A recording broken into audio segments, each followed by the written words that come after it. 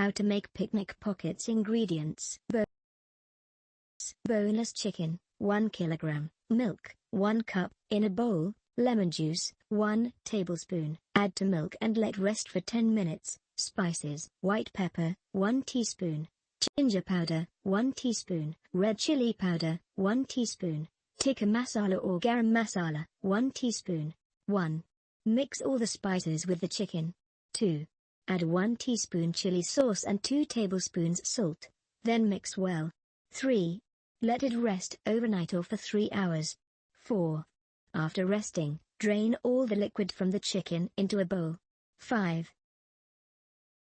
Add 1 tablespoon flour to that liquid and mix well. 6. Take 3 cups of flour in a bowl. Add 1 teaspoon salt, red pepper and ginger powder. 7. Coat the chicken pieces first in the flour, then dip them into the corn flour mixture, and then coat again in the flour. 8. Finally, fry the chicken until golden and cooked through. Take pita bread, fill it with salad and mayonnaise,